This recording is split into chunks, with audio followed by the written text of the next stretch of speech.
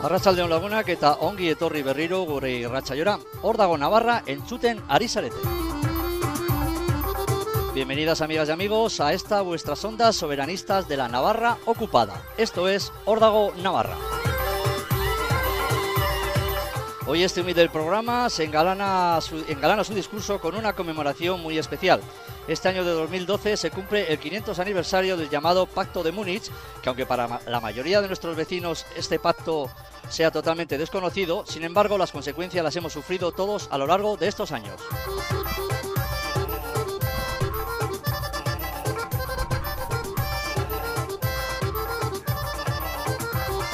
Este país experto en derrotas y en los desvaríos de su clase política continúa R que R cometiendo siglos tras siglos los mismos errores, sin importar la generación que los cometa. La solapada querencia que siempre ha demostrado muchos políticos vascos imponiendo sus tesis de colaboracionismo a espaldas del pueblo sale de nuevo a la palestra tras 50 años desde el último y traidor pacto con el ocupante que supuso Múnich. Las consecuencias de aquel pacto se pueden visualizar en nuestra sociedad en las frases y pensamientos de muchos vascos, que pese a su buena voluntad y sentimiento independentista, no son capaces de poder asimilar que la libertad es posible y la falta de cultura estatalista les lleva a discutirnos a nosotros los navarros la viabilidad de un proyecto soberanista. Y además colocándose sin darse cuenta en el lado de los que defienden al Estado español y a su entramado institucional y social. Es decir, los independentistas navarros, en nuestras conversaciones con nuestros amigos y vecinos, tenemos que argumentar y defender la independencia, no contra un español convencido, sino ante euskaldunes, que claramente se manifiestan independentistas, pero solo de sentimiento. Para entendernos, independentistas navarros intentando convencer a independentistas vascos. Toda una contradicción. Es sin ley que eso es imposible, se puede escuchar en perfecto euskera vizcaíno. Nosotros no podemos hacer eso, suelen decir. Derrotismo, aculturación, en definitiva, victoria del ocupante y la derrota más dura para este pueblo, la falta de fe en su libertad. Pero para eso estamos nosotros aquí, para presentarles nuestros análisis y nuestras posibles soluciones para conseguir que este pueblo arrincone a los partidos políticos y sea él quien tome las riendas para la consecución de nuestro Estado propio. Hoy tenemos una cita con la historia y con nuestro presente y aprenderemos por boca de los que allí estuvieron y siguen estando aquí qué pasó, qué está pasando y qué será lo que queremos nosotros que pase en nuestro futuro político más inmediato. Desde el Pacto de Múnich al Acuerdo de Guernica, esto es Hor dago Navarra, aurrera.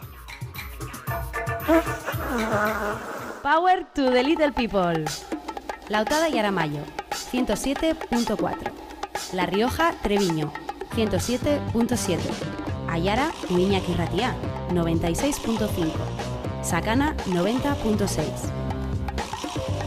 Alavés y Ratián.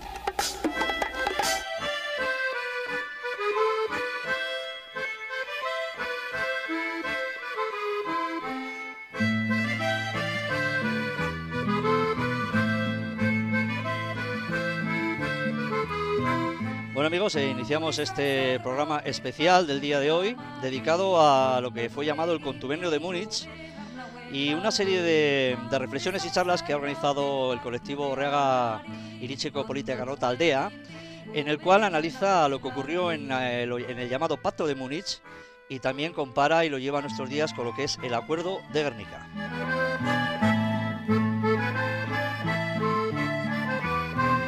Bueno, y vamos a hacer un monográfico y para eso pues contamos en nuestros estudios en directo con la presencia de personajes que estuvieron allí en directo.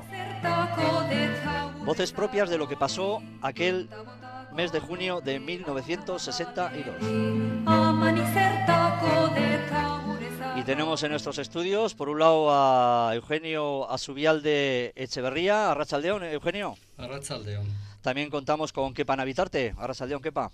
Arratsaldeon. Y también nos acompaña en nuestro estudio una persona que suele acudir mucho, no personalmente, pero sí con esos audios de vídeo de esas conferencias que suele dar, como es Joseba Arindabarreta. Arratsaldeon, Joseba. Arratsaldeon. Bueno, queridos amigos, pues mucha gente no sabe ni lo que quiere decir el Pacto de Múnich, ni qué es lo que pasó allí, ni qué fue lo que se decidió. Y bueno, pues mejores voces que las vuestras para contarnos qué pasó allí, Eugenio. Pues allí pasó un desastre para nuestro país. Allí se fraguó todo lo que es la situación actual, todo lo que ha sido la transición del franquismo, la unión de todo el nacionalismo español, y la víctima fuimos los vascos. Allí hubo una traición a todas nuestras conquistas y fue un triunfo español de tal modo que hoy en día los que están celebrando aquel acto son el Partido Popular y el PSOE. El otro día nos mandaron unos tarjetones impresos para invitarnos a las Cortes Españolas a un acto que se iba a celebrar, en el que estaban todos los bichos gordos que están mandando en la situación actual. A eso nos invitaron el otro día, y los que están contentos y celebrando por todos, y salen en las radios, los que están conmemorando aquel hecho, son los españoles. Y nosotros nos quedamos en la situación que estamos ahora. Perdimos todas las conquistas, renunciamos a todas las conquistas que habíamos tenido hasta entonces, tiramos por la borda y aceptando simplemente un lema que decía: se respetarán los derechos de las comunidades naturales. Una cosa vaga, imprecisa, que no significaba nada ni decía nada. Además, hay que tener en cuenta que esto se hizo en el contexto ya de un movimiento europeo. Lo de Múnich, el acto de Múnich, fue un acto que estaba encuadrado dentro de un movimiento europeo. España quería entrar en Europa, quería homologarse. Entonces las dos partes, tanto la parte que dominaba el Estado, la parte, gran sector del franquismo, que ya había adquirido unas posiciones y una acumulación de capital y unas posiciones que necesitaba entrar en Europa, y gran parte de lo que era el exilio, el republicanismo, que había renunciado al republicanismo, y se unieron y crearon una situación en la que aseguraron la unidad nacional, aseguraron los principios básicos allí precisamente. Hubo un sector del franquismo que no se daba cuenta y reaccionó, y aquello le llamó el contubernio de Múnich, pero aquello duró muy poco. Enseguida le pararon los pies porque hubo llamadas de países europeos y había sectores del mismo franquismo. Y allí, sin embargo, los vascos no sacamos nada. Fue la delegación más numerosa. Los otros eran unos pocos los que conocían el asunto. A nosotros llevaron un montón de vascos para dejar a todo el mundo sorprendido. Sin embargo, aquellos renunciaron a todo. Cuando hablamos de renunciar a todo, realmente allí, ¿de qué se estuvo hablando? Porque realmente Franco estaba vivo todavía, hablamos del año 1962 aproximadamente. Sí. ¿Qué es lo que se estaba negociando allí? Bueno, en ese momento no se estaba negociando nada porque estaba ya todo negociado. Aquello fue la formalización de todo un proceso que venía ya de largo y que no creo que hoy tenemos tiempo para explicarlo, en donde se dieron unos movimientos absolutamente burocráticos, antidemocráticos, que renunciando a conquistas de que representaban posiciones de fuerza del pueblo vasco, como fue la constitución del gobierno, en las condiciones de prácticamente total ocupación del país, y que había llegado a constituirse, por mor de los hechos, en un pequeño Estado, que tenía todas sus facultades de ejercicio, y que eso fue dilapidado, como digo, en un proceso relativamente largo, que tiene sus primeros antecedentes en el Pacto de San Sebastián del año 30, que dio lugar a la República, pero después ya, para dar un salto rápido, pues en el proceso posterior, ya con el triunfo del fascismo y el reconocimiento paulatino y cada vez creciente internacionalmente, a consecuencia del cambio de la política internacional, que hizo que arrastraran con ello pues a nuestra propia clase política, no debidamente preparada y completamente también desmoralizada, y abandonaron unas posiciones, como digo, de fuerza, de forma antidemocrática, porque eso era un mandato popular. Solamente hubo una persona, bueno, quizá algunos algunos colaboradores también, pero vamos, en general las posiciones de José Antonio Aguirre con sus pequeño grupo de colaboradores pues sostuvieron aquello algún tiempo, porque posiblemente se hubiera firmado ese pacto pues algunos años antes, ¿no? Recordamos que Aguirre murió en el año 60 y a todo correr, o sea que fue una velocidad vertiginosa. Ya en el año 61 ya había un pacto que se llamaba el de la Unión de Fuerzas Democráticas, donde había una dejación de estas posiciones de fuerza, de esta institución fundamental que era el Estado de facto, que se había constituido el pueblo vasco, y el 62 pues es la formalización, pero ya Aguirre había muerto en el año 60. O sea, fue a toda velocidad y bueno, toda esta vivencia la tuve yo incluso directamente con el propio y citado José Antonio Aguirre. O sea que puedo aportar muchos datos y que además, hay que decirlo también, yo ni tenía edad ni formación suficiente en ese momento para interpretarlo en toda su integridad. Ha sido después, en la medida que hemos ido adquiriendo más experiencias y el contacto con las nuevas aportaciones que las nuevas generaciones estaban dando desde el punto de vista intelectual y político, pues hemos podido hacer un análisis mucho más concreto, mucho más perfecto y, por lo tanto, en mejores condiciones de defenderlo en cualquier lado. Fue la claudicación, fue la liquidación lisa y llana de ese órgano fundamental, de esa institución que hay que repetirlo una vez más, se había constituido en un pequeño Estado. Allí, evidentemente, como bien ha comentado Eugenio, se firmaron una serie de tratados y bueno, una serie de palabras que quedan muy bonitas, Joseba, pero bueno, al final, en definitiva, lo que ahí aparecía era de nuevo el imperialismo español volviendo a hacer de las suyas, ¿no? Bueno, yo quería empezar diciendo que yo no estuve allí como mis dos amigos que están ahora aquí conmigo, que recibí la noticia o me enteré de la noticia por el periódico. Me producía, claro, gran impresión, como a la mayoría de la gente joven que vivíamos esas cosas con un cierto sentido de misterio, pero en aquel momento pues a lo mejor creía que todo lo que se hacía y lo que Franco despreciaba, o más que despreciar, odiaba, era precisamente favorable a nosotros sin más, no era capaz de hacer precisiones políticas, ¿no? Ahora, yo creo que el error de Múnich,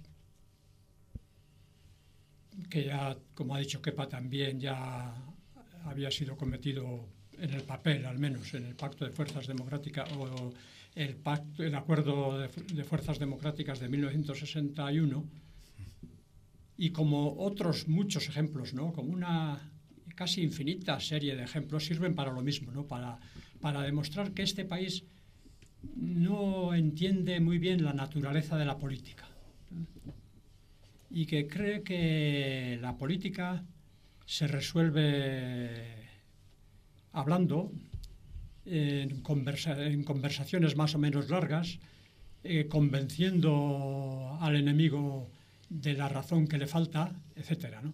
Y Múnich, más que por su importancia histórica, etcétera, o por la influencia que haya podido tener enorme de una manera práctica en el desarrollo de los acontecimientos posteriores, yo creo que es importante como ejemplo para nosotros, ¿no? Para los navarros de hoy, ¿no? Del presente, que tenemos que ser capaces en algún momento de entender qué es eso que llamamos política, ¿no? Porque en este país no se entiende, ¿eh? Y creo que Múnich revela perfectamente eso, ¿no? Se creía que el enemigo era Franco, no el Estado español, y que incluso su persona casi prácticamente, ¿no? Y que cambiando a Franco o muerto Franco, pues se acabó la rabia, ¿no? Que todo lo demás ya venía de por sí, que el resto de personas que controlaban el Estado español pues eran ya amigos nuestros, con tal de que fuesen capaces de pronunciar la palabra democracia, sin más, ¿no? Y yo creo que Múnich es expresión de eso, ejemplo de eso, ¿eh? Como otros muchos ejemplos, ya digo, una lista casi infinita de idénticos ejemplos, que debieran de llevarnos a los navarros a convencernos de lo que está en juego cuando se trata de cuestiones políticas, ¿no? Y eso es para mí lo principal o la enseñanza que debíamos de obtener de Múnich y de otra serie de acuerdos y de pactos, ¿no?, que se repiten con mucha insistencia y que son, en definitiva, lo mismo, porque todos ellos quedan fuera, diríamos, del ámbito político, que es donde se resuelven los problemas, ¿no? Sí, podemos observar un poco en Múnich y en la historia y en todo, llegando hasta el momento de hoy, es como el imperialismo español, bueno, pues coge sus disfraces, ¿no? Se disfrazan de republicanos o se disfrazan de fascistas, como fue Franco, que no se tuvo que disfrazar. Ahora se han disfrazado de demócratas.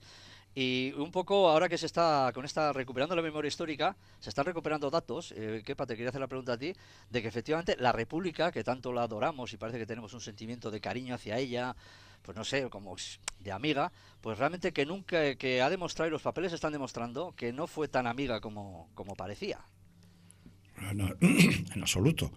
Efectivamente, hay que remitirse a la historia y a los años en los que nació, en las que efectivamente hay quien atribuye, por parte de los que en aquel momento estaban en condiciones de participar, por parte de nuestro país, de que el no haber estado en el Pacto de San Sebastián, que dio lugar a la República, pues que nos hizo perder oportunidades y que esas ocasiones no se debían de volver a perder nunca, ¿no?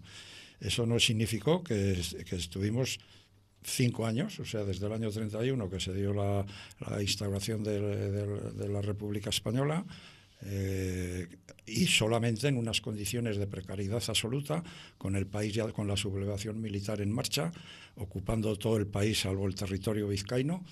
En esos momentos es cuando, por la presión y por la necesidad de tener algún enclave que en alguna medida representase al gobierno de la República, porque estaba ya cortado por todos los límites, o sea, el territorio, pues se pensaba pues que efectivamente podían dar esas condiciones, y en esas condiciones a toda velocidad se dio pues el Estatuto de Gernika del año 36, y que dio lugar al gobierno que hemos citado en la pregunta anterior. Esto pues se puso inmediatamente en marcha, pero en ningún momento las posiciones republicanas han favorecido, sino todo lo contrario. O sea que el nacionalismo español se ha manifestado de forma virulenta, y bueno, y por eso, por las circunstancias que a mí me ha tocado vivir, tuve la oportunidad también de conocer quiénes eran, aunque esto no tiene mucho valor, porque más que las personas lo que fundamentalmente son las instituciones y los estados, esas instituciones que se dan, si son democráticas o no. Y en absoluto el gobierno de la República ha sido democrático, puesto que ha jugado siempre con el papel del imperialismo, de dominación de otras naciones, y por supuesto con su objetivo de sacarlos de la historia. Ese ha sido ni más ni menos que el resultado.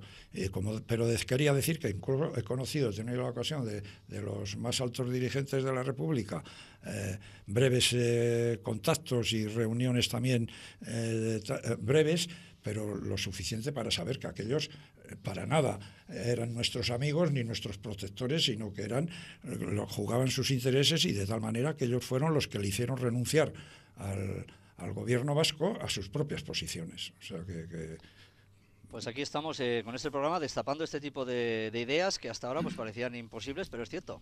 Y como su propio nombre indica, es República Española. Vamos a continuar en este especial que estamos tratando en Órdago Navarra sobre el Pacto de Múnich y el Acuerdo de Gernika.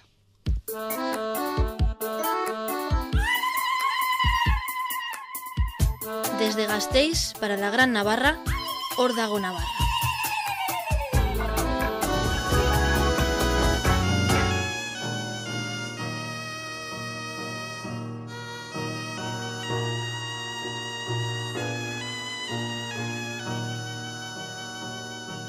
Bueno, hoy continuamos aquí en Órdago Navarra con nuestros invitados, Eugenio Arzubialde, José María Navarreta y Kepa Arabitarte, y vamos a dar un saltito en la historia y evidentemente lo que comentamos, después de aquel pacto se firmaron una serie de puntos, y esos puntos, parecía que estaban escritos en el papel, pero ha pasado los años, ha pasado la historia, y efectivamente a este pueblo le ha hecho daño, ¿no, Eugenio?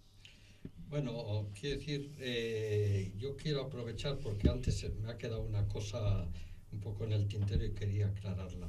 Nosotros estamos acusando constantemente que este país, normalmente en la lucha, nunca ha tenido estrategia en su lucha. Es una ansia popular, es una ansia general, la libertad, y sin embargo nos ha fallado la estrategia. Tantas veces las guerras carlistas, luchando en una guerra casi dinástica, pensando que un Borbón va a ser mejor que otro, cuando nosotros entonces defendíamos la foralidad, pensando, metiéndonos en un contexto que no es el de nuestra lucha, y así sucesivamente, equivocando, por ejemplo, lo que ha dicho Kepa antes. Yo no me explico cómo hay gente a Berchale que saca la bandera republicana española. Pero cómo, es que eso es inconcebible. Si los republicanos son tan nacionalistas como lo era Franco. En cuanto a la unidad nacional, todos comulgan con el mismo principio. Todo el mundo quiere sacarlos de la historia. En fin, entonces quería decir la falta de estrategia. Aprovecho, igual me salgo de tu pregunta, pero entonces he dicho antes que esto se hizo en un contexto del movimiento europeo. Entonces, el Opus había metido ya cierta cosa en el franquismo, ya se había creado ya una burguesía, tenía sus aspiraciones y tenía necesidad de homologarse como demócrata y entrar en Europa. Era su futuro. Mientras viviera Franco no había nada que hacer, pero ellos estaban preparando el posfranquismo y allí estaba. Bueno, pues era fundamental para que el Estado español hubiera tenido la homologación de demócrata la anuencia de los vascos. Y los vascos no supimos jugar nuestras bazas, no supimos valorar que éramos imprescindibles, que sin nosotros aquello no adquiría carácter de demócrata. Y claro, homologamos como demócrata aquella situación. No supimos hacernos valer, no hemos sabido hacer valer nunca nuestras potencias ni nuestras... Y claro, pues perdemos las batallas. En Múnich perdimos. En Múnich la víctima fuimos los vascos. Y es porque no tenemos estrategia. Tenemos materiales muchas veces y sin embargo no los sabemos usar. Tenemos un complejo de inferioridad. No creemos en nuestras propias fuerzas ni creemos en el poder de nuestro pueblo. Y creemos que es cuestión de gabinetes o de ser unas conversaciones. Que no, que la fuerza es popular, es sociológica, donde está la fuerza. Y era condición sine qua non para que toda aquella situación adquiriera el carácter de demócrata, el que los vascos estuvieran en eso. Y los vascos tontamente estuvimos en eso sin condiciones. No supimos aprovechar ese momento, ni supimos mantener las condiciones que habíamos conseguido en aquel mini-estado que fue el gobierno vasco, aunque duró poco y en un terreno limitado, pero aquello ejerció como un estado. Tuvo ejército, imprimió moneda, tuvo pasaportes, tuvo representación internacional. Era un estado de hecho, y aquello había que exigirlo y eso tiene que permanecer si se quiere contar con nosotros. Y eso no supimos hacerlo. Renunciamos a todo eso simplemente para que se nos reconociera, para estar en el nuevo pacto de San Sebastián. Y claro, perdimos los vascos, perdimos una ocasión, otra coyuntura más, y no sabemos aprovechar porque no tenemos estrategia. Este es nuestro lema, la carencia de estrategia. Y eso es permanente y se está dando también ahora. No sé si con esto contesto ya la pregunta que me has hecho. Sí, luego abordaremos lo que está pasando ahora, pero evidentemente se renunció al Estado en ese pacto de Múnich, pero digamos que las generaciones, los movimientos que había en aquella época también, nadie supo agarrar ese testigo del Estado, es decir, ni tan siquiera la propia ETA agarró el testigo del Estado. Perdona, allí en Múnich se organizó la Marimorena, ¿eh? Allí hubo protestas, eso sí que queremos que nos contéis un poquito. Allí hubo protestas, no creas tú que aquello pasó como... Allí hubo ya rebelión, ¿eh? Allí ya hubo quien se dio cuenta y lo denunció allí mismo, con chantajes posteriores, con encontronazos, con casi, no sé cómo se llama, una vez veníamos, Kepa también veníamos de una cervecería y nos estaban esperando en el hall, una encerrona. O sea que hubo protestas, ¿eh? No se puede decir que nadie se enteró. Allí ya hubo quien se enteró. Sí, pero a lo que me refiero que posteriormente ningún movimiento, ni Herri Batasuna, por ejemplo, en su época, ni ETA cogió el testigo de decir, no, vamos a ir a recuperar el Estado, ¿no? Que quepa como... Digamos que y entramos un poco en la siguiente parte del programa, las consecuencias que trajo eso, ¿no? Evidentemente, sin ideología, un país...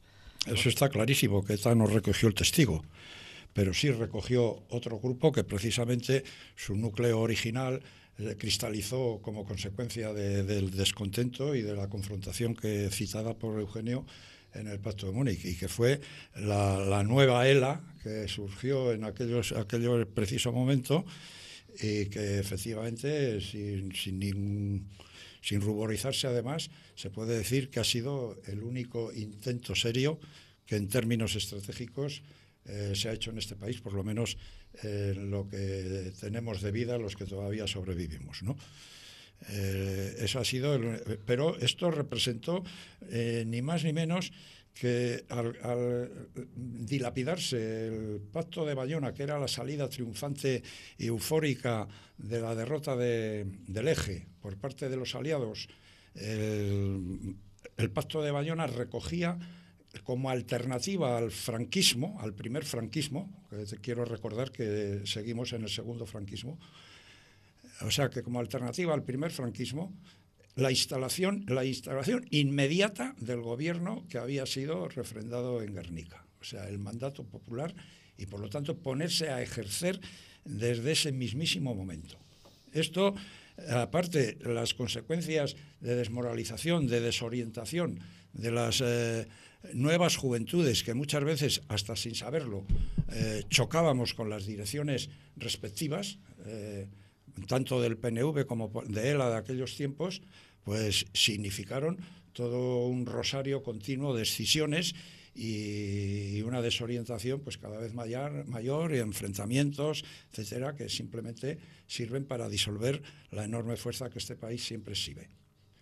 En aquellos años era, por apuntar un dato de la enorme capacidad que tiene este país, en aquellos años difícil era suponer a cualquiera, ni a la imaginación más calenturienta que pudiera haber, que tan solo 10 años después podía haber la movilización que había aquí, pero como después ya se sabe, ya entramos en los años 70 con una gran movilización, pero efectivamente sin unos análisis adecuados y en este sentido pues con influencias de todo tipo de doctrinas al uso, y eso, como digo, pues ha añadido toda la política internacional, que dio un vuelco completo y se instalaron los dos bloques mundiales, con el antimarxismo por parte de los occidentales y al revés. Y naturalmente aquí pues sin unas cabezas, y aquellas que las había, pues que la nueva juventud dio una renovación intelectual muy considerable, aparte de su propia juventud y su prometedor futuro, pues efectivamente todo eso se ha ido dilapiando. Así han sido las consecuencias. Es decir, que llegamos al año 75, cuando se produjo, que se podía, lógicamente, si se hubieran aprovechado todas estas condiciones en esa época, mucho antes, pues llegamos al año 75 con un regalo, en definitiva, que es la plasmación de lo que fueron las bases del Pacto de Múnich, que fue una continuidad del franquismo al segundo franquismo, y empezar otra vez de nuevo, cuando solamente si se hubiera cumplido los pactos a la salida de la guerra mundial, la guerra del 45, se hubiera puesto a funcionar la ventaja, porque el exilio, la oposición republicana española al franquismo estaba completamente desinstitucionalizada, estaba completamente dilapidada. Sin embargo, pues nosotros hubiéramos estado en condiciones de haber aprovechado, haber tomado posiciones, hombre. Y desbordando incluso lo que la propia letra. Yo lo he repetido en muchas ocasiones que me entrevistan sobre este tema. En algún momento que le interpelaron a Telesforo Monzón, que era el ministro de Gobernación del gobierno vasco, y le dijeron, oiga, que usted está desbordando las facultades que el estatuto le da. Y él contestó, ¿cómo se hace la política? Dice, no, si yo ni me lo he leído. O sea, él se encontró con unos poderes reales y empezó a ejercer desde ese mismo momento. Eso nos hubiera dado una ventaja extraordinaria y hoy, con toda la seguridad, las condiciones serían muy distintas y muy probablemente podríamos estar ya con un Estado propio.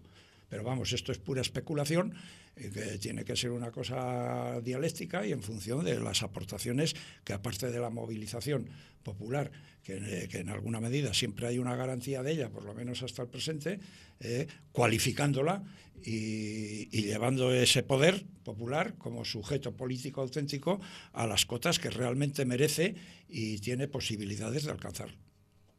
Sí, bueno, allí se optó por abandonar, digamos, bueno, siempre en nuestra historia en este país hemos tenido muchos autóctonos de aquí que han colaborado siempre con el ocupante, y ahí se renunció al Estado propio nuestro, Joseba, para apoyar el Estado del otro, en definitiva.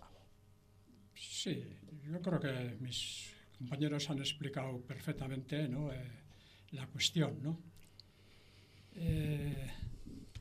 Y no sé, yo por lo menos, efectivamente, quisiera insistir un poco en lo que he dicho ya en la primera intervención, y aunque no vaya a tener una influencia grande, porque otra vez siguen siendo palabras, pero a ver si empezando a pronunciar las palabras, pues algún día nos ponemos a intentar descifrarlas y a descifrar el sentido de cada una de ellas, ¿no? Nosotros ahora en Orrega, que estamos dando por un ciclo de conferencias que hemos titulado 500 años sin estrategia, ¿no? Y la estrategia es clave para entender todo, ¿no? Múnich, la realidad actual, los pactos de los que hoy se habla, etcétera, etcétera, ¿no? Y sin embargo todo el mundo habla de estrategia, porque la estrategia del PNV, la estrategia de tal, la estrategia de la izquierda, y nunca nos paramos a pensar si realmente hemos entendido el significado profundo de la palabra, ¿no?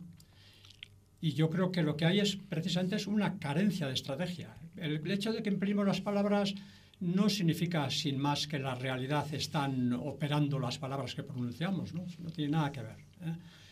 Sin estrategia no hay política posible. Sin estrategia se practica la estrategia del enemigo, ¿eh? Y la estrategia, en todos estos años, y como han explicado perfectamente mis amigos y contertulios de hoy, ¿no? Pues pasa por implantar de inmediato, ¿no?, un Estado propio.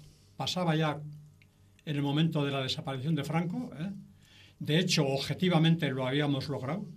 No, digo objetivamente porque no sé hasta dónde la conciencia de nuestros dirigentes llegó a percibir. Parece que sí, por ejemplo, que Monzón mismo se dio cuenta, aunque es muy curioso también, ¿no?, que en las palabras de Monzón ya habla del ejército, que eso es una clave, pero no habla de otras funciones del Estado como son el control del Código Penal, etcétera, etcétera, ¿no?, que son fundamentales, ¿no?, y que teníamos que incorporar a lo que es el Estado, ¿no? Y hoy pues sigue siendo igual, ¿no? Eso es la reivindicación inmediata de este país, ¿no? La reivindicación inmediata, no hay otra. La institución en la que tiene que cifrarse como objetivo las luchas políticas que este país entable. Y sin embargo, pues seguimos hablando de estrategia para exigir pues una mayor democratización del Estado español, como si ya lo diéramos por democrático. Hablamos del déficit de democracia, hablamos de cosas de esas, ¿no? Por ejemplo, que he traído, porque imaginaba que también luego va a ir por ahí la discusión, en el acuerdo de Guernica, nada más comenzar, se dice: Euskal Herria está viviendo la posibilidad de encauzar el conflicto político, etcétera, y la confrontación violenta hacia un escenario de paz. Y dice: en esa dirección se deberá asentar, en primer lugar, una situación de no violencia. Cualquier persona que entienda lo que es la política, lo que es la naturaleza de la política, y mucho más cuando se habla de la política entre un país colonial y el colonizado, ¿no? Esto parece que quiere decir que una situación de no violencia, ¿eh? Quiere decir que el Estado español va a desaparecer y que no va a haber ningún tipo de Estado.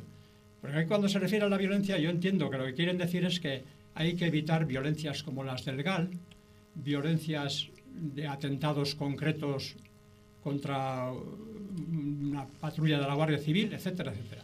Pero, sin embargo, permanece la violencia básica y fundamental de todas, ¿no? Que es la violencia estatal. Y se admite esa violencia, la fundamental, la básica, la institucional, la que realmente tiene importancia, y se dice que vamos a hacer política y vamos a resolver las cuestiones políticamente en una situación de no violencia. Es ininteligible, pero en este país ocurre. Yo no lo puedo comprender, y como no lo puedo comprender, pues tampoco lo puedo decir más claro, ¿no? Ahí quedan las palabras, pero es hora de que empecemos a pensar en el significado concreto de todas aquellas palabras con las que se nos llena a la boca, ¿no? Se nos llena la boca de la guerra, de diferentes clases, hemos practicado todas, de gobiernos, de parlamentos, de estrategias, de táctica, y todas esas palabras pues no tienen nunca un significado preciso y sobre todo nunca tienen un significado político favorable a los intereses del pueblo vasco, ¿no? Bueno, es lo que quería, por lo menos, no sé, dejar claro. Bien, pues vamos a continuar, vamos a hacer un pequeño receso para, bueno, descansar un poco, y continuamos en este monográfico del Pacto de Múnich y el Acuerdo de Guernica. Estás escuchando Órdago Navarra. Órdago Navarra, en Alavedi y Ratia.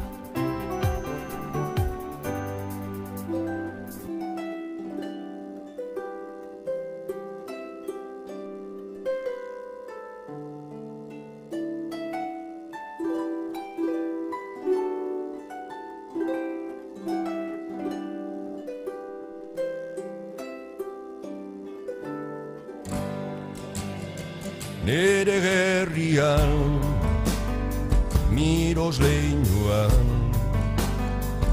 arraun horru bihozkadaren oiuan.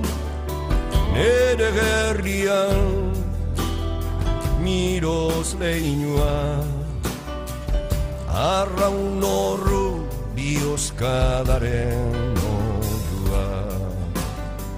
eguzki printze urrez jantzian, garaiz mina dara maleia ontzian, denboretan. Bueno, y continuamos en este Órdago Navarra especial con esta preciosa canción, pero que bueno, la vamos a tener que cortar porque evidentemente hoy nuestros invitados mandan, y los mensajes que ellos nos traen, sus pensamientos, creemos que son importantes que todos nuestros oyentes los puedan escuchar. Bueno, y continuamos, y un poco ya la tercera parte de esta charla que estamos teniendo con Eugenio, Joseba y Kepa. Estamos en el presente y ha llegado a nuestras manos, ya ha empezado un poco Joseba y Navarreta con el tema del Acuerdo de Guernica. Y bueno, yo una vez que tú has leído esto, también quiero recordar, porque he bajado lo que fue el Pacto de Múnich, y hay una frase que es prácticamente idéntica. Pone: la efectiva garantía de todos los derechos de las personas humanas, en especial los de libertad personal y de expresión, con supresión de la censura gubernativa. En definitiva, casi prácticamente calcado de lo que es el Acuerdo de Guernica. Entonces, un poco abrimos el debate, Eugenio, si quieres empezamos por ti, que vamos a compara qué tal, qué tiene Guernica y qué tuvo el Pacto de Múnich en común. Bueno, pues es la falta de estrategia, en todo el último caso. No se dan valor a cosas que serían consecuencia de, pero nunca se va a la raíz del objetivo fundamental. Y el objetivo fundamental es la recuperación del Estado, es la estatalidad propia. Y todo lo que no sea en este sentido, pues es andarse por las ramas. A mí me parece eso, no sé si estoy equivocado o no, pero yo lo veo así al menos. Todo lo que no sea en función y dirigido a la recuperación de la estatalidad como objetivo primario, en el cual se van a resolver o poder plantear todos los demás problemas, todo lo demás es andarse por las ramas y es pues eso, pues yo qué sé, perder el tiempo. Mientras perdamos el norte, eso es para mí una pérdida de norte y tenemos que recuperar el norte. Nuestro objetivo es, y toda nuestra acción debe estar encaminada a nuestra propia estatalidad, a conseguirla. Sí, una de las contradicciones más importantes que se produce en este acuerdo de Gernika, ¿no? En principio es, realmente fuerzas políticas de aquí de nuestro país vascas que rechazaban las instituciones españolas, que no se presentaban a instituciones españolas, pues parece ser que algo ha debido cambiar para que ahora pues haya un montón de diputados abertzales en el Parlamento español, cosa pues que antes, quitando Johnny Diégoras aquel discurso que realizó, pues no habíamos visto, ¿no? Y ahora, ¿qué crees tú que ha podido pasar para que otra vez haya vuelto a las instituciones? Pues nada, absolutamente es el estado de crisis que se genera cuando efectivamente las bases estratégicas fallan en su propia esencia. La verdad es que es patético, y encima pues ese recorrido, esa travesía del desierto, la hemos tenido que seguir pues tragando sapos y culebras, o sea que los que hemos vivido con intensidad y que no hemos abandonado en ningún momento nuestro compromiso con la libertad de este país, pues hemos visto cómo se desperdiciaban de una manera gratuita todas las posibilidades. Entonces llegamos a hacer un pacto 50 años después, pues que se diferencia muy poco del anterior. O sea, estamos siempre pidiendo reconocimientos a terceros. Es cuando, en definitiva, y además encima directamente con aquellos por los cuales lo tienen jurado de que no lo van a aceptar nunca. O sea que el Estado español y francés no se van a implicar nada más que hasta que consigan la desaparición, y que es su objetivo principal de la historia de estos pueblos que claman por su libertad. Cuando digo en plural, pues me estoy refiriendo fundamentalmente dentro de la bota del imperialismo español, pues a los catalanes, ¿no? Pero el problema es de que no ha habido absolutamente ningún avance cualificado en el planteamiento político, que tiene, creo que, unas raíces muy claras en lo que acaba de expresar Joseba, que no se termina de entender lo que es la política y lo que es la dureza de la política y la confrontación política. Y estamos siempre en calidad, en condición de sometidos, clamando, pidiendo. O sea, no hay marco democrático si no hay la independencia. O sea, sí, hay que hablar claro. O sea, no hay posibilidad ninguna. Todos los estadios anteriores que puedan ir hacia, a lo mejor será, pero en ningún momento un pueblo sometido puede aceptar que el reconocimiento, sino que hará más o menos aceptable ciertas conquistas que se pueden hacer, incluso tácticamente conseguir, pero en ningún momento se puede reconocer al enemigo la capacidad para otorgar ellos el derecho a decidir y todas estas cosas que se dicen. El marco democrático es la independencia. Es entonces cuando se puede hablar de democracia. Mientras existe ocupación, no hay democracia. Y si hay democracia, no hay ocupación. Entonces es cuando podemos hablar en igualdad de condiciones. Y en esas condiciones, en ese marco, es cuando el país se dotará de sus propias instituciones ya auxiliares, o sea, las de la organización de la puesta en marcha de todo el organigrama que se deriva de un Estado libre y en igualdad de condiciones que los demás, en el concierto de los pueblos del mundo, y es cuando se pueden llegar a todo tipo de acuerdos con semejantes y en igualdad de condiciones. O sea que no hay vuelta de hoja, es infraestratégico lo que se hace hasta ahora, porque el problema no es que se entienda ya como un movimiento táctico que siempre hay que darle alguna cabida, lógicamente, porque las cosas no van a surgir de un día para otro, pero esto debe de estar debidamente integrado en un enfoque claro, en un equilibrio de fines y medios que lo hagan posible. O sea que esas son las consecuencias de aquel pacto y que no se han sido corregidas porque es otro de los elementos que se establecen aquí, que a tener en cuenta, pues son los virus de la división, que introducen estos esquemas, estos organigramas de las organizaciones bajo el Estado español y francés, y que lo único que hace es enfrentar a la población que está aspirando por su libertad. Una y otra vez la fuerza popular es arrinconada, es ignorada y no se cree en ella, en el fondo, por lo menos lo que hemos visto hasta ahora. El elemento común que se observa es que no se cree de verdad en la capacidad popular. Bueno, evidentemente el acuerdo de Nica está presentado, incluso han conseguido, no sé, igual suena feo decir vender la moto de la ilusión, parece que dicen que hay un momento de ilusión, Joseba, en este país, ¿no? Con este texto, ¿tú crees que este país puede tener ilusión? Aquí la ilusión surge fácil, ¿no? Y la ilusión, pues para mí tiene esas dos caras. Por una parte, revela que el país quiere ser libre, que el sentimiento de libertad no ha muerto y por eso se ilusiona a veces con excesiva facilidad, ¿no? Pero tiene la otra cara, que es la de la desilusión posterior, ¿no? Que después viene una desilusión que produce una frustración y le hunde todavía más al país de lo que estaba previamente hundido. La ilusión, yo lo voy a decir muchas veces, pero el pacto de Lizarra también despertó una enorme ilusión, y los que entonces creíamos que eso no era más que una pura ilusión, pues lo terrible es eso, que esos, los que forjan esas ilusiones, viene la desilusión y ni siquiera lo reconocen. No lo reconocen, ni admiten que los que han sido capaces de prever que eso era una ilusión y que por tanto no iba a llevar en una parte, no. Se trata de olvidar y de impedir y de forjar una nueva ilusión. Esto es peor que ilusión, ¿no? Porque es una carencia, como he dicho, y voy otra vez a centrarme en lo fundamental, de estrategia fundamental. Ahí no hay ni una estrategia. Sin estrategia no hay política, ¿eh?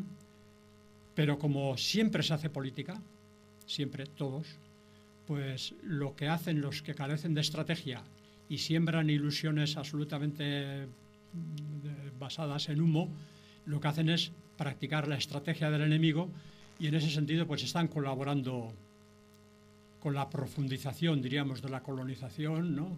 Ayudando al imperialismo a mantener su poder sobre Euskal Herria o sobre Navarra, y por tanto pues no son efectivamente los que van a, o no parece, tendría que suponer un milagro que pudiéramos confiar en una clase política de este calibre para mantener esperanzas de libertad algún día, ¿no?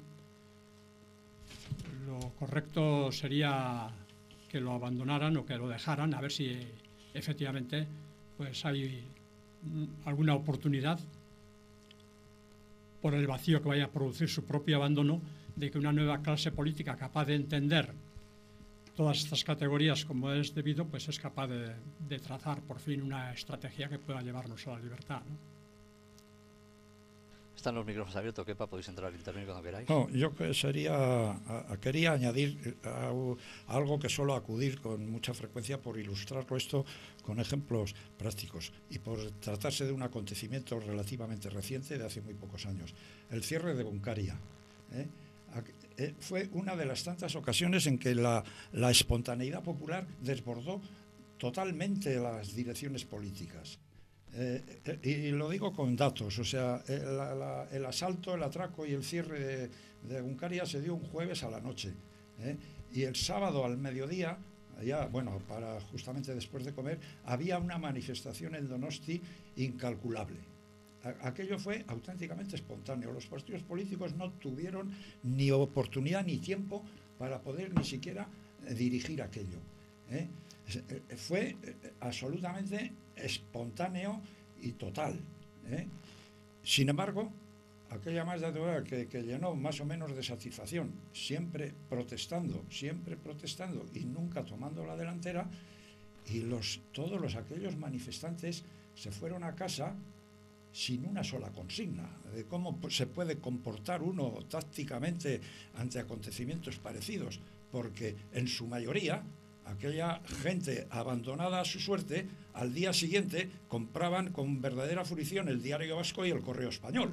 O sea que que vamos, algo tan elemental como facilitar consignas concretas que la gran base social del país pues puede seguir, con lo cual cunde la desmoralización en el enemigo de la misma manera que rebosa de satisfacción la autoestima, pues queda completamente liquidada. Yo quisiera para valorar la fuerza de este país, la fuerza que tiene, hechos como las icastolas en pleno franquismo, como se sacaron por actividad popular, como esos mismos periódicos que se cerraron, se recaudó otra vez dinero, se sacó dinero y se creó otro nuevo periódico enseguida. La gente se rasca el bolsillo, aporta. O sea, aquí hay una base real, una base popular real. Lo que pasa es que no tiene una clase dirigente desastrosa. Le falta liderazgo a este país. Quiero decir, ejemplos populares, ejemplos de acción popular, hay muchos, muchos. Y sin embargo, unos líderes que no creen en nada, ni creen en el pueblo y creen que es como pasaba en aquella época, en Múnich y posterior. Creer que el que nos iba a sacar las castañas del fuego iba a ser el PSOE, que ya había comprendido el problema vasco. PSOE, eso está lo suyo. A ver, ya le hemos tenido al PSOE, a ver qué ha hecho por el pueblo vasco. Pensar que más que apoyarse en el pueblo tienen que apoyarse en el PSOE, eso es desastroso. Bueno, pues vamos ya a terminar estos radios, se nos acaba el tiempo y bueno, no queremos terminar. Sí, bueno, hemos estado un poco haciendo críticas del Pacto de Múnich, del Acuerdo de Guernica, y yo os animaría a que nos lanzaríamos un poco a la arena y propondríamos soluciones. Entonces, nada, nos quedan 2 minutos rápidamente. Eugenio, podéis empezar. ¿Qué soluciones podemos encontrar para cambiar este estado, ¿no? Yo creo, primeramente, como se dice en Iparla, que la clase política no es un líder, sino es una rémora que tiene este país. Es un plomo que le echa para abajo. O sea que, y los partidos, para mí, yo primeramente no he votado nunca ni pertenezco a ningún partido. Y estoy contra ellos. Porque al final se convierten en objeto de sí mismos y en máquinas electorales, nada más. Bueno, pues yo creo que hay que salirse de ahí, hay que crear una masa social, un movimiento social que vaya hacia la estatalidad. Y que se marque como meta eso, y no que si las basuras, eso que lo deje para los de tercera división, que si basuras y calles, sí, hará falta, pero bueno. El liderazgo político tiene que ir a lo principal, tiene que ir al norte. Eso me parece a mí. Joseba. No, estoy completamente de acuerdo con todo lo que ha dicho Eugenio, o sea que no voy a añadir nada importante y que yo tengo que corroborar lo mismo, la estatalidad absolutamente imprescindible y dotarse de todas las instituciones que de esa máxima institución que es el Estado libre se puedan implementar. O sea y eso, naturalmente, desde fuera. Es una ilusión conseguir la libertad desde dentro de las instituciones del propio y en el propio ejercicio de la nación dominante. Bueno, pues yo quería decir una cosa que dice Paco Aristi. La libertad no la vamos a seguir con España, sino contra España. Tener en cuenta esto. Nunca con España, sino contra España. Bueno, pues tenemos que terminar aquí, el tiempo se nos ha acabado, agradecemos a nuestros invitados, muchísimas gracias por haber estado con nosotros y esperemos que estas palabras lleguen a nuestros oyentes y podamos empezar a cambiar, a conseguir nuestra estrategia y a cambiar de manera de pensar. Pues eskerrik asko por haber venido a nuestro programa, muchas gracias.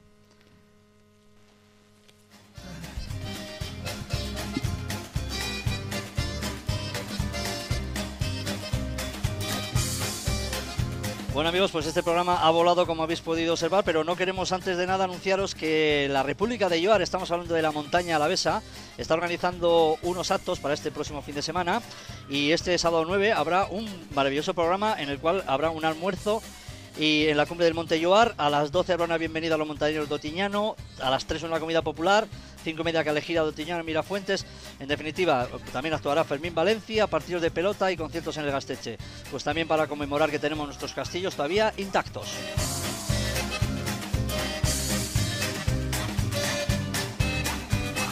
Recordaos que este es un programa organizado por el grupo Navarrate. Y en Navarrate agradece a todas las personas que han participado en la conmemoración del 812 aniversario del asedio de Vitoria, que tuvo la pasada semana la conmemoración y como guinda al pastel aquella calejira y aquel pote navarro maravilloso.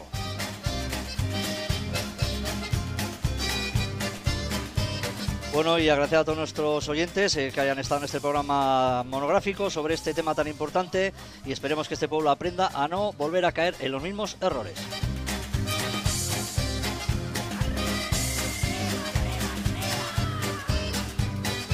Bueno, saludos cordiales, estamos en Órdago, Navarra, y nada, saludos para todos y nos vemos el próximo miércoles. Agur.